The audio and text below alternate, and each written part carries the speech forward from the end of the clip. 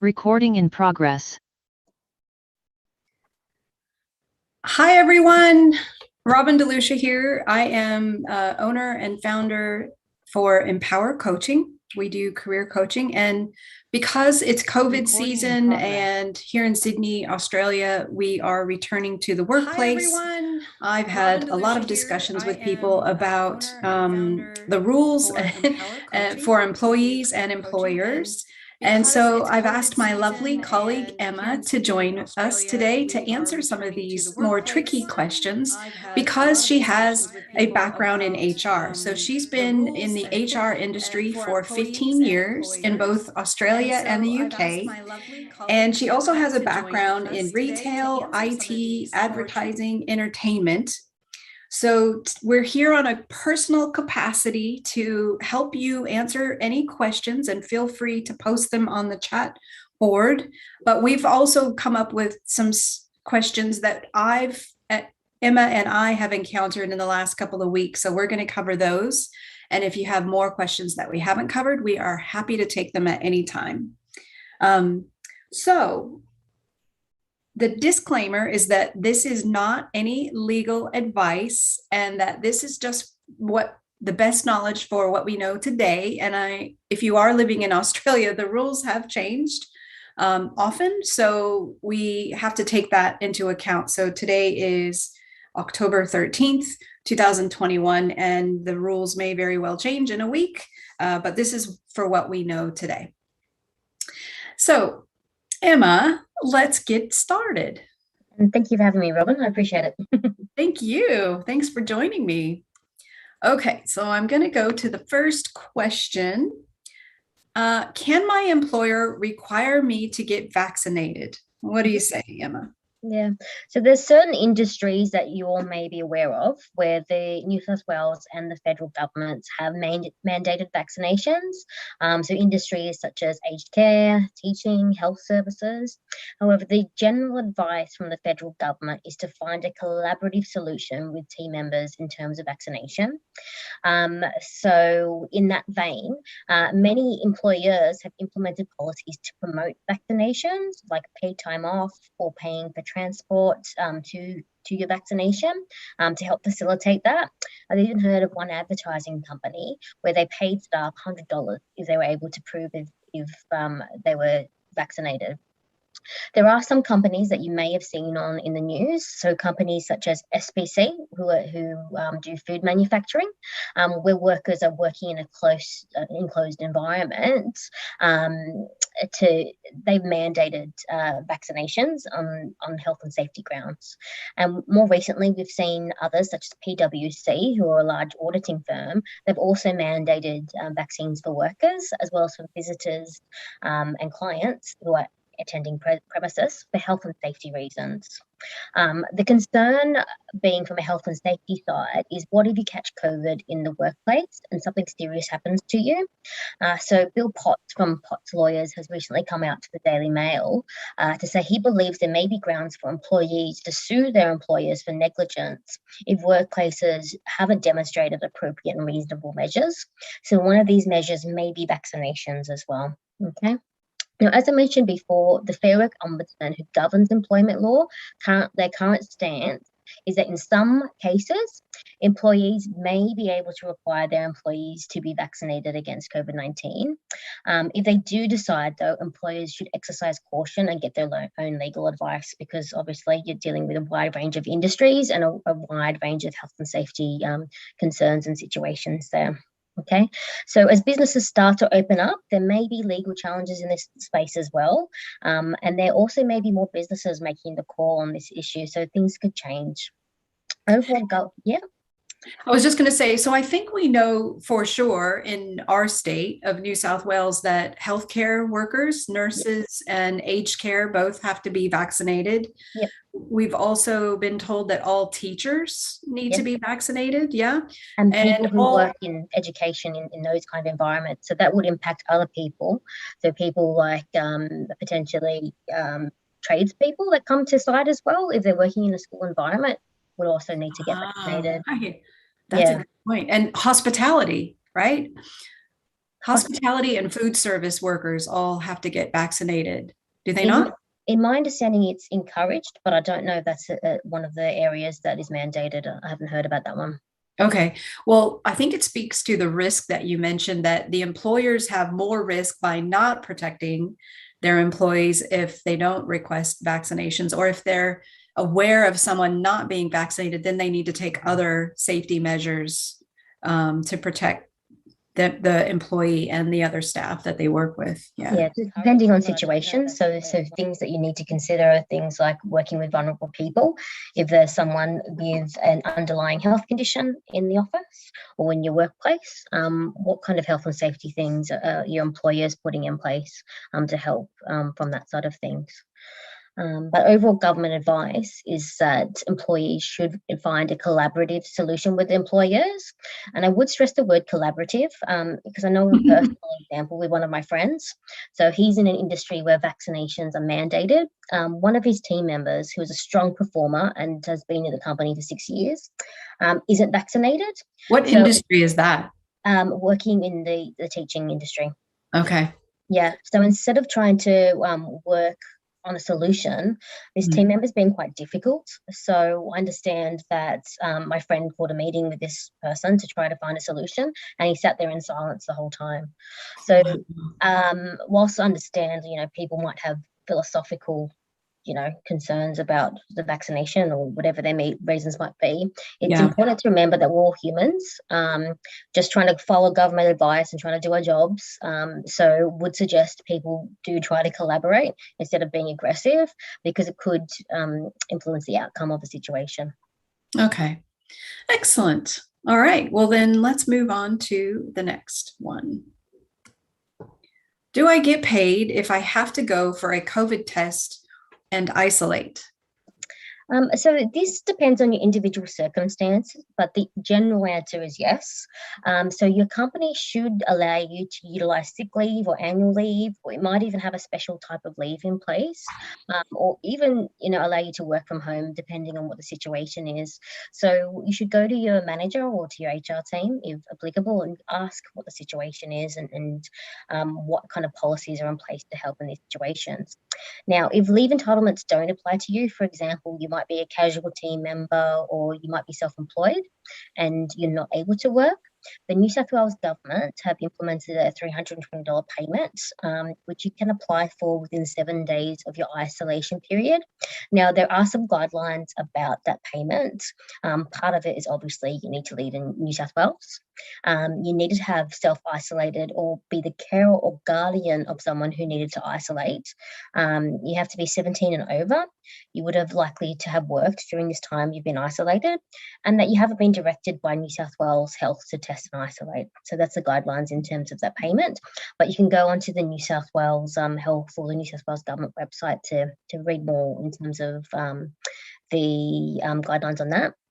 Now, the next logical question that I've gotten in the past is, what if my partner, my child, or my roommate has had a COVID test? Should I go into work? Should I isolate?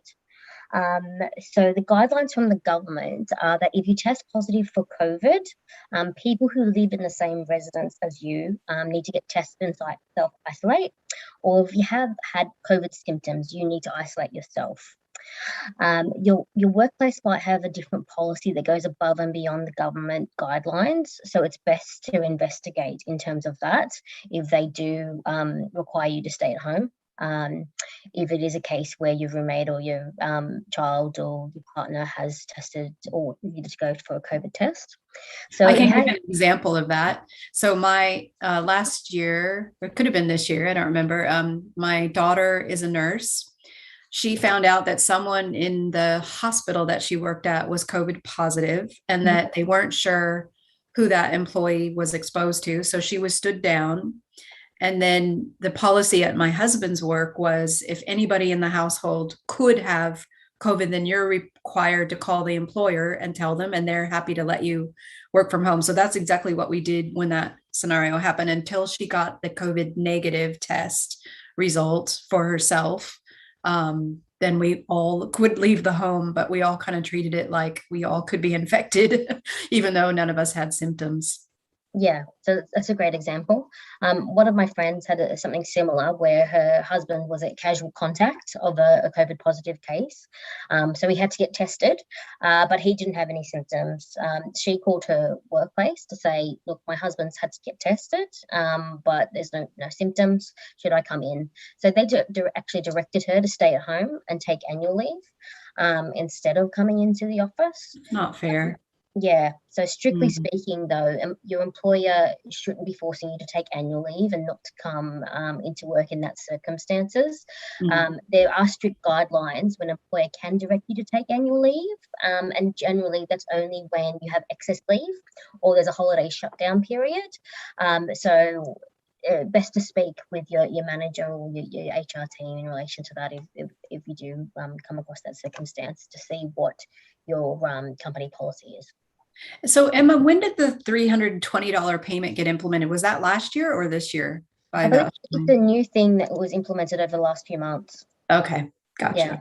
I think it's a good incentive for people. Yeah, so it doesn't, because there's a lot of people that would feel forced to go to work to be paid and not go get the COVID test. Yeah. I understand that. Okay, great. What happens if I am forced to take annual leave? You kind of talked about that. Yeah, you can contact Fair Work Australia for your individual circumstances. If your employer, say, for example, is in like forcing you to take annual leave, Yeah. and get some advice and guidance on that, so they'll be able to direct you in terms of that. Okay. And I know people who've taken a pay cut. So this is a great question. Can my employer force me to take a pay cut? So we saw this last year when the pandemic first hit. So where workers were being asked by their companies to take voluntary pay cuts for a temporary period of time.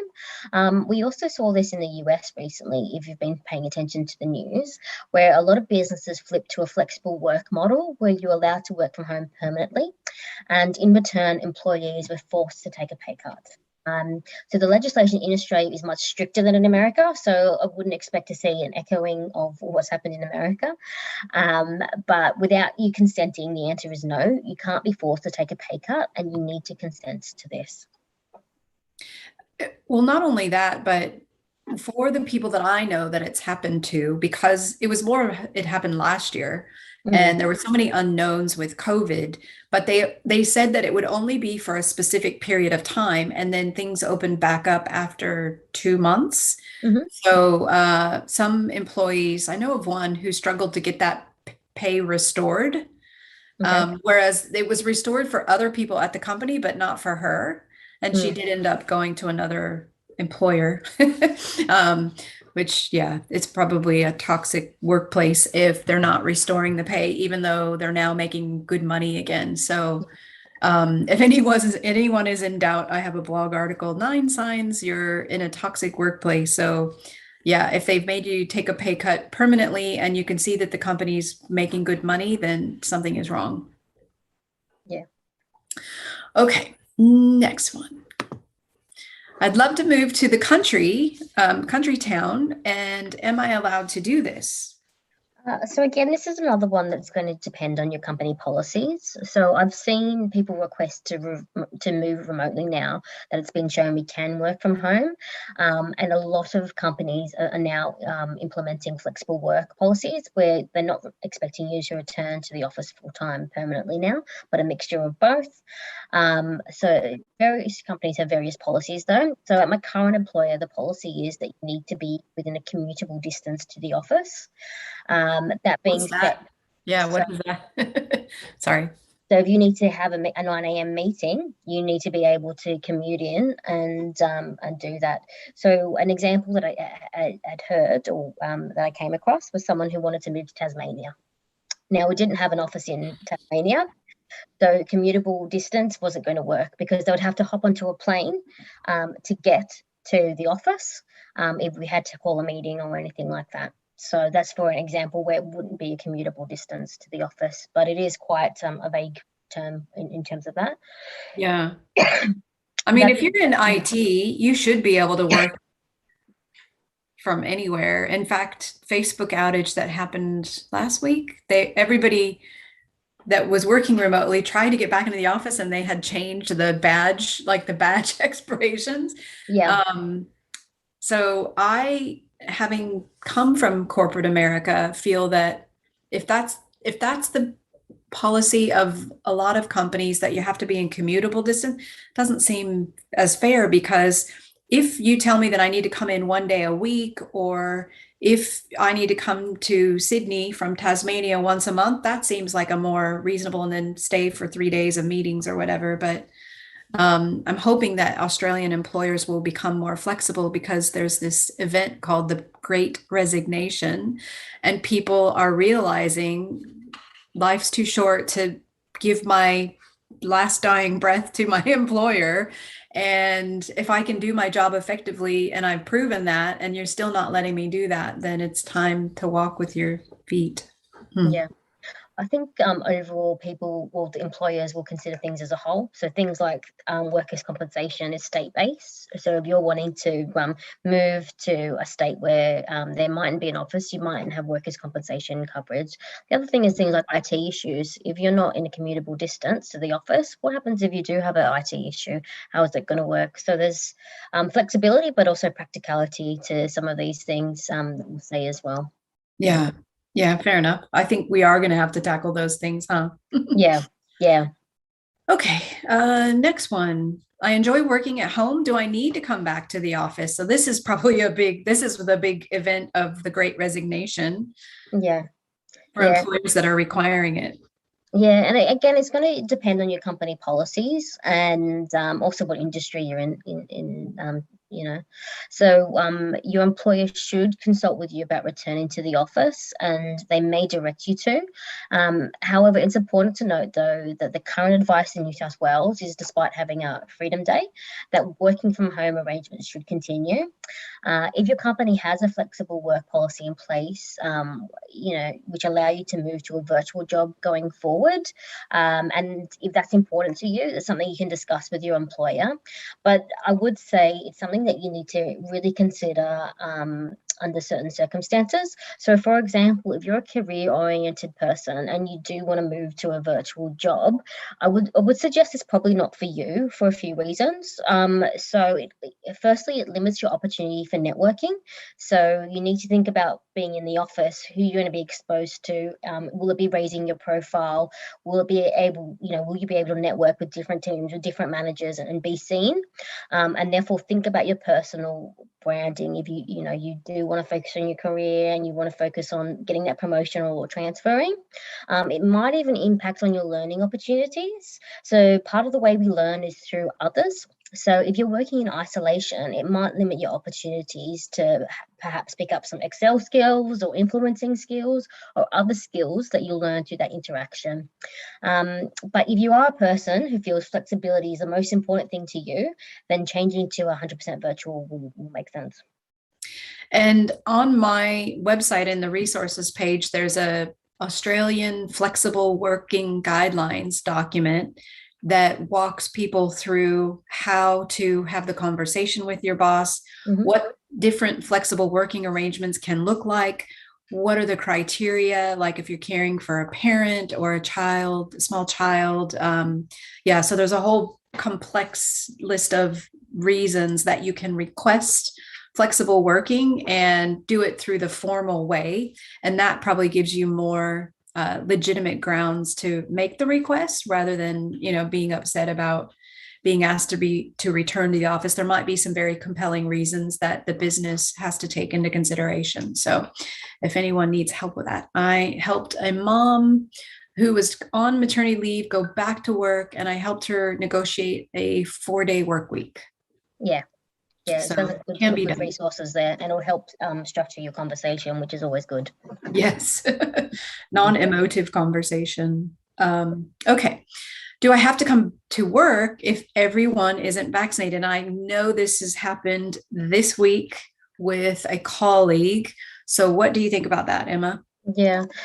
So your employer should be consulting with you about returning to the office. So the government advice is that employers should ensure return to work arrangements adhere to relevant public health requirements and should consider things, as I mentioned before, such as vulnerable employees. Say, for example, you may be pregnant or it's a case where you've got underlying health issues, physical distancing, as well as other health and safety requirements for the office. So the current advice in New South Wales is, despite again having our Freedom Day, is that working from home arrangements should continue. And I also note that these new freedoms are only allowed for vaccinated citizens. So if you're heading back into the office, this really should only be the case if you are vaccinated. And if you are in a situation where you don't feel it's safe or you feel your employer isn't taking health and safety seriously, you can always call Safe Work New South Wales and they can provide some advice and guidance to you just in terms of any health and safety requirements that. Now, beyond health and safety considerations, there are also a range of flexible working arrangements, which we just discussed, which you could explore with your work that might suit your individual needs and circumstances. So again, it's something that you can pick up with your manager or with your HR team there.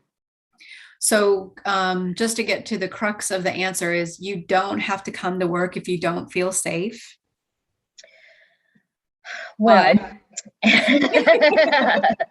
but it depends on the circumstances of the workplace. So for my colleague, he could have said, look, I don't feel safe. I'm going to work virtually, and he can. So that would have been something that you can't really refuse. If they are, what's the consequence of the business allowing unvaccinated employees to come to work right now? If they don't follow health and safety guidelines, there's fines to be issued. So yeah, it's like $5,000, right? Yeah, it's quite serious. So they should be taking it serious.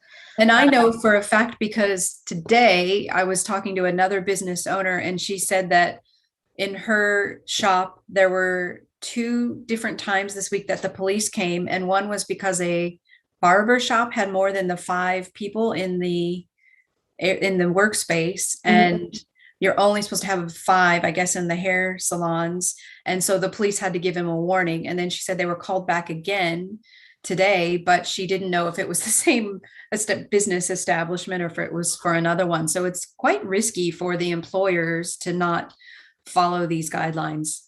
Yeah, and the other thing is to consider, as I mentioned before, if what happens if their employees do get COVID in the workplace and they've been negligent, they could be opening themselves up to more than just a fine. Absolutely. They could be sued by the employee. Yeah. Absolutely. Okay. Good food for thought. Can employers share the contact tracing info that we all use when we do the QR code check-in with the employee? Yeah, so the QR check-ins are run by the New South Wales government, and you may remember about a year ago now, all the private check-in systems were banished, and you'd have to use the New South Wales government check-in systems. So that does ensure the safety of your information from that side of things. Now, some workplaces may run concurrent systems, so they know who's come into the office, where and what day and in what capacity, so they can plan in terms of social distancing, in terms of office capacity, because they don't want too many people coming, and also in terms of contact tracing purposes. So if you have been in contact with a positive COVID-19 case, you'll be notified by the relevant authority, or potentially even your workplace, and the isolation rules will apply depending on your situation, if you're a casual or close contact. So just to rephrase, tell me if I've got this right. The employer would share contract tracing info with the employee if they've been at risk of being exposed to COVID. But for no other reason, every other reason, it is illegal to share. Like if somebody called in sick or went to I don't know, the cafe, there's a law that says no employer can share that. I thought it was also that they cannot keep that data more than 5 days or more than 7 days after the employee is checked in, but maybe that's not going to There's work right privacy now. legislation that's in place in terms of using your data. Yeah. So that's important to note, and what information they keep.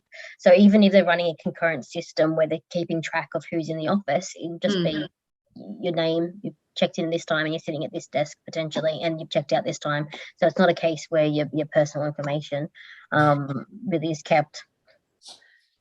And Emma, just tell us, like, what at your workplace, you said that they actually have an assigned workstation that's part of, there's 2 check-ins. So tell us about that. Yeah, so there's a government check-in, and then you need to check in with the reception. And then when you check in at reception, you get allocated a desk number. So you go to that desk number, and that's your desk for the day. And then there's a system of one-way street to ensure that you don't there's a flow of traffic, and you social distance and have as much space as you can. But different employers will implement different systems.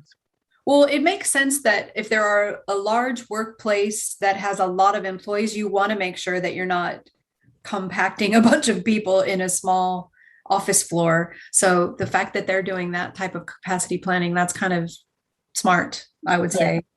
But I would tell people that I drove through Queensland in January, February. So we took like a 3-week road trip.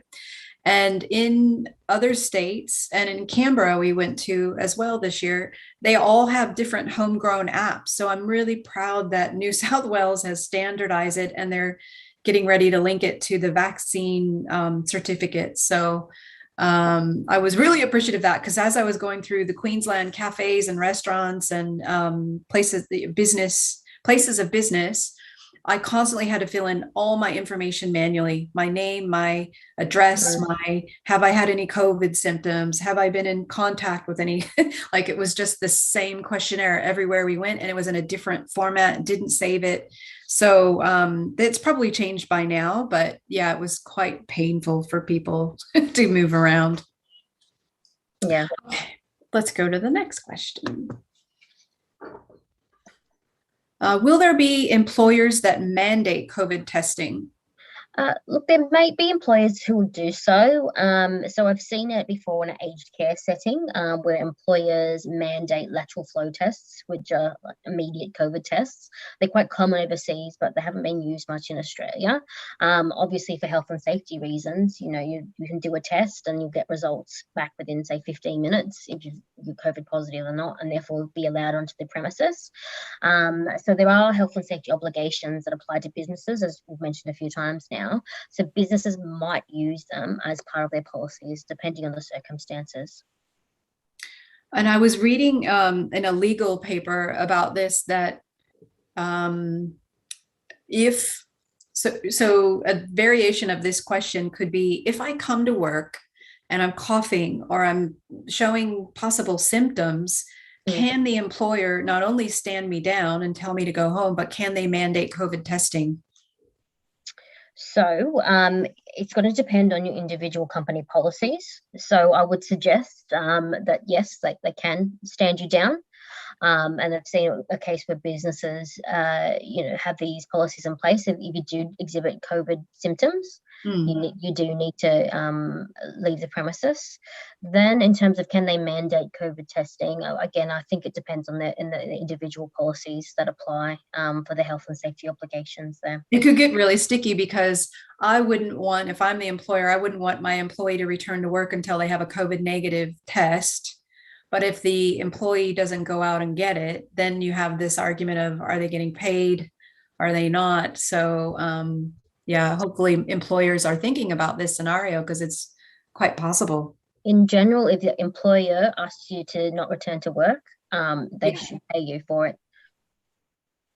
Fair enough. So then you got gray area if the employee refuses to go get tested. It would potentially be misconduct that you would be subject to disciplinary action, up to including termination of your employment, depending on the circumstances there. Right. Yikes. Yeah. Well, I'm sure we will hear some news stories about this soon. They're already happening in other countries because they've opened up. Okay, so can my employer mandate that all customers or clients be vaccinated if coming to the workplace? And I can say I went to a office furniture supply store where like you order custom furniture for the workplace, and they would not let us make an appointment or even enter their premises until we registered and sent them a scan of our vaccine certificates. What do you think? So right now, the government legislation is that industries such as hospitality, retail, beauty services, health and fitness, anything that's open right now, that you should be only entering the premises if you're vaccinated. So if it's a case where you're unsure, unclear of anything, it's best to speak to your manager about what processes are in place. But the current government advice is that businesses are open for fully vaccinated clients. This, of course, will change as things progress. So there's certain dates I know being bandied around right now where things are going to be open for everyone. But we have seen some companies, as I mentioned before, PwC, they've made it clear that if you're going onto their premises, if you're a visitor or client, in future, you will need to be fully vaccinated. So we might expect to see more of this coming in the future. So my son, he's 21, he's working at a pub as a casual, and he's told us the last couple of days that he's gone back to work that the staff that work at the pub are actually seeing less behavioral challenges because it's been mandated by the government that anyone who enters the premises is vaccinated. So yeah, for those businesses that are in hospitality that mandate the vaccine, perhaps that's going to change the customer base. I don't know. Well, I guess time will tell. It'll be interesting to see how many in the retail space do that, because it might impact their customer base. I think probably more likely to see it in workplaces where it's not open to the general public. So it'll be interesting to see as things progress, though, because it's still early stages. And just to be clear, the businesses are still required to have employees check into their place of work each day, correct? Correct, yes. And that's, do you know if that's past December 1st or? I'm not too sure. I think things are still up in the air in terms of past December 1. So let's just see if things change from that side of things. I know there's discussions going on right now just in terms of masks in the office as well, if that's going to be mandated. Yeah. So things are changing weekly. Dates are changing weekly. So you will see as things progress. I'm guessing that we will have to continue checking into the workplace because there's still going to be virus cases that are happening once the public opens. So yeah.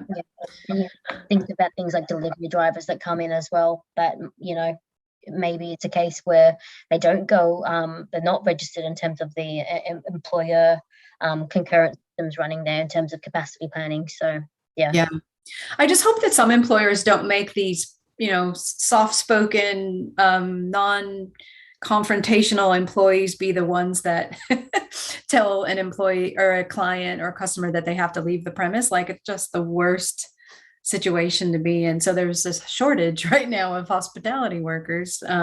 Interesting. Yeah. Okay. Let's see. So we covered that. Can my employer force me to take annual leave because business is slow? So slightly different than what we talked about earlier. Yeah, so there's, again, it's kind of a similar answer, but there's only certain circumstances where employers can force you to take annual leave. The two main reasons are because you have a large annual leave balance or due to a Christmas or holiday shutdown period. Other than that, you'll need to mutually agree to take annual leave. That being said, however, employers can stand you down with no pay during the pandemic if they are forced to close by the government or there's a stoppage of work due to lack of supply, which they can't be held responsible for. But there are certain legal requirements that your employer will need to go to if that's the case.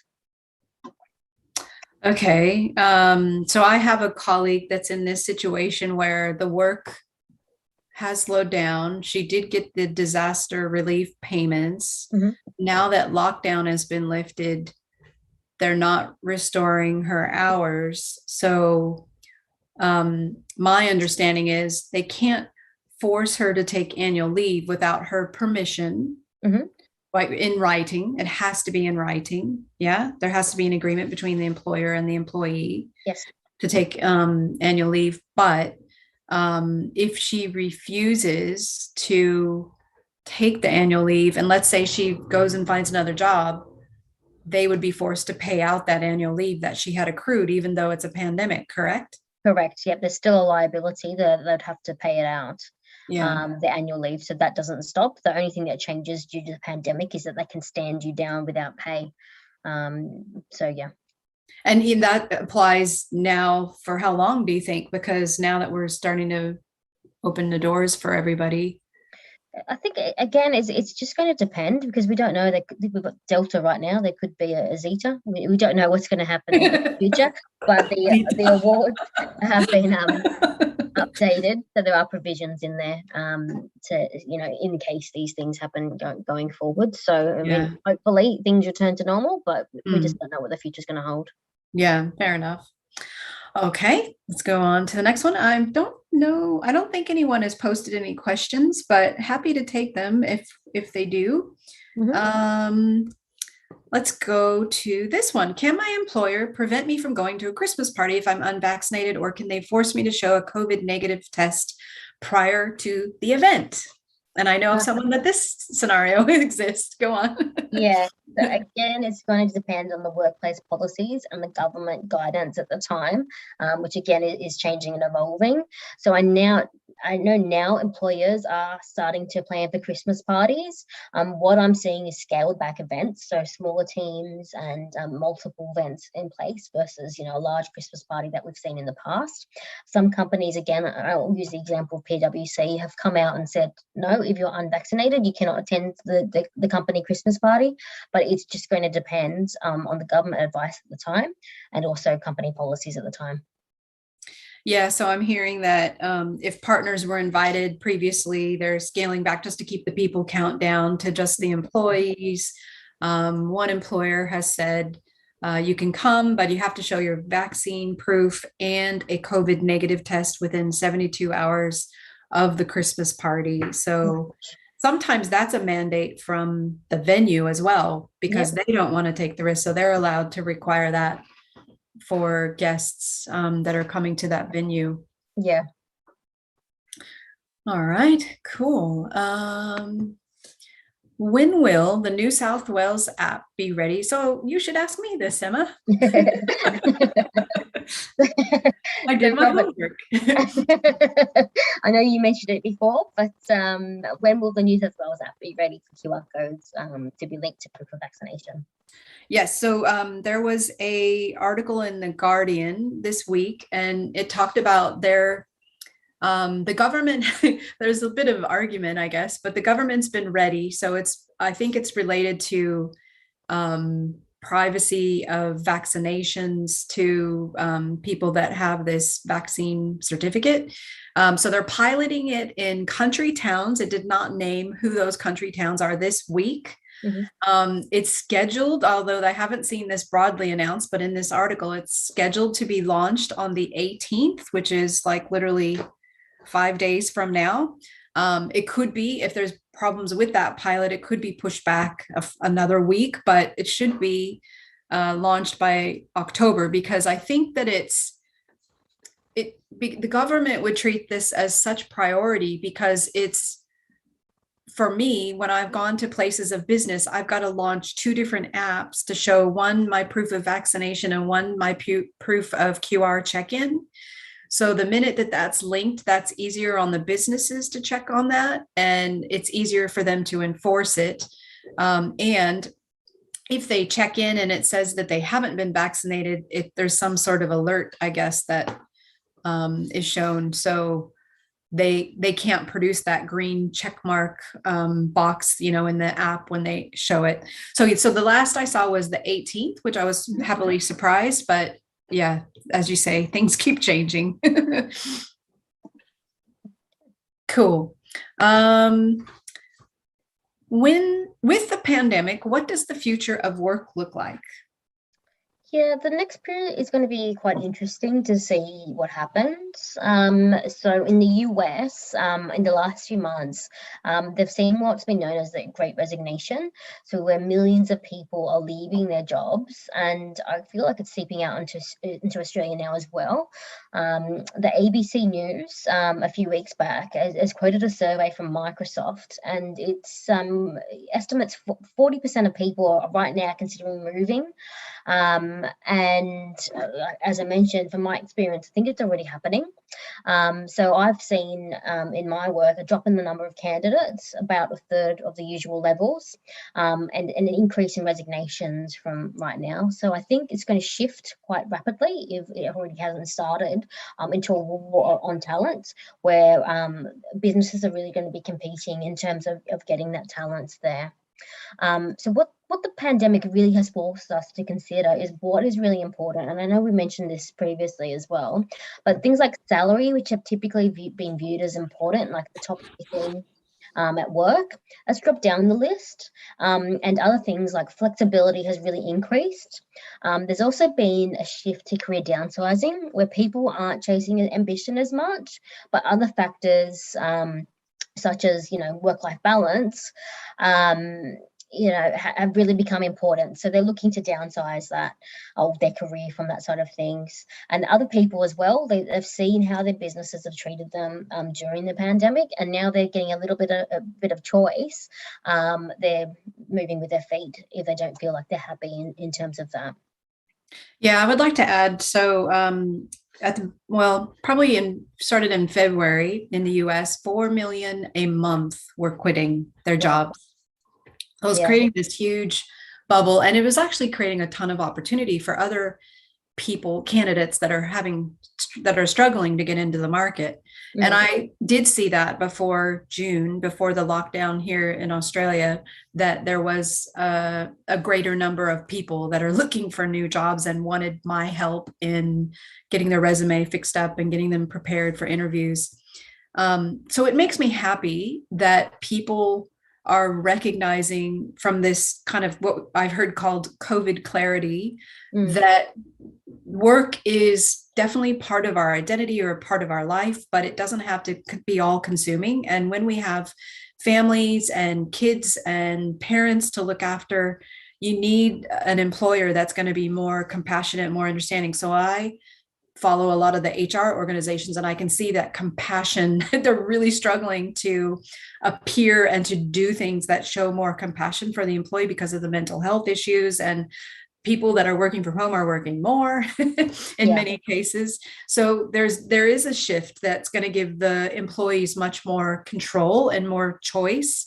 And I think that will continue in Australia, and it will be more the numbers will be reported more clearly in the next 6 months because of people recognizing that, you know what, I deserve better and I'm going to go out and get it. So it's like that fear has been taken away.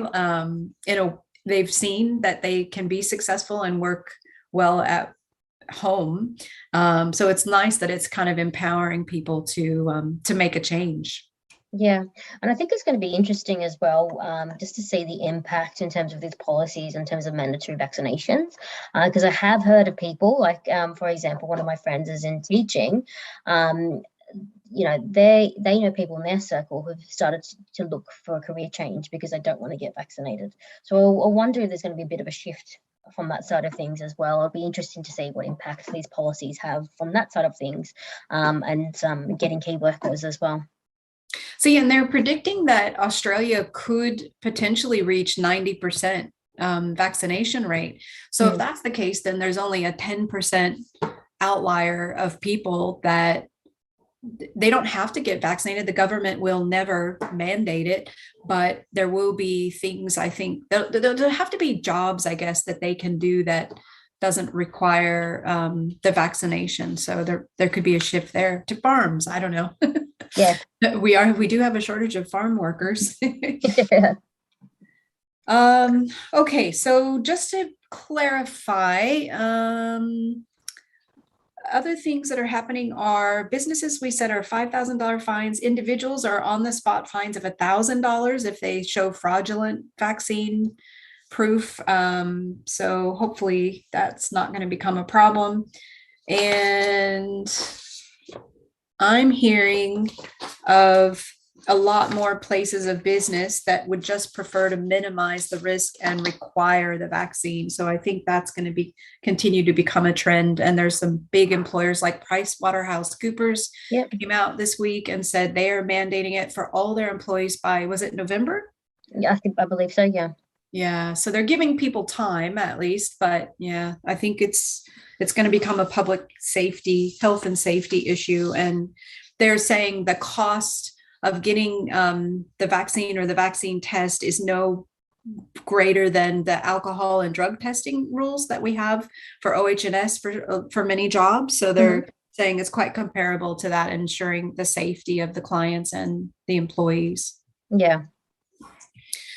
Cool. Well, I want to say thank you, Emma, for joining us today and sharing your expertise. It's so helpful. And I think there's a lot of confusion at the moment because this is all new and employers are trying to interpret the information. So I really thank you for your time this evening. And if anyone has any questions, they should feel free to go to my homepage on my website, send me an email. I'll get it to Emma and we'll get you answers if we haven't covered some more curly situations that we haven't anticipated in these Q&A questions today. Yeah. And it's good just to remind people this is general advice. There will be exceptions to the circumstances. So it's best to, seek your own specific legal advice if needed. Or you can reach out to, as I mentioned before, Free Work Australia or Safe Work New South Wales, and they're more than happy to help guide you and assist you depending on your individual circumstances, as I'm sure Robin is as well. Awesome. Thanks, Emma. And just wanted to ask for the live chat group that are viewing, is there any questions that you want to ask us in writing? You can click on the chat box on YouTube.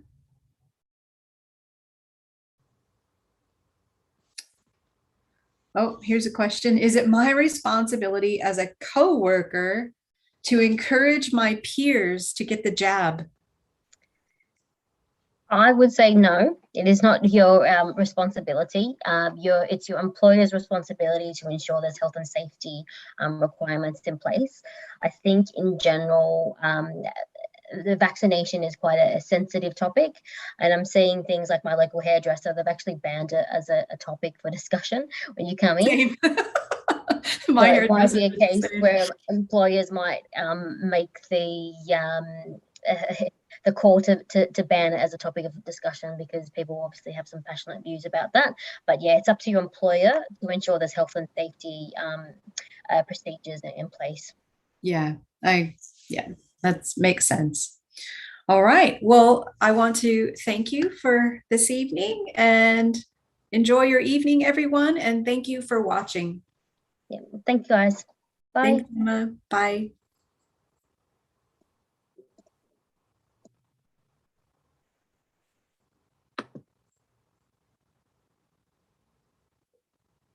Recording stopped.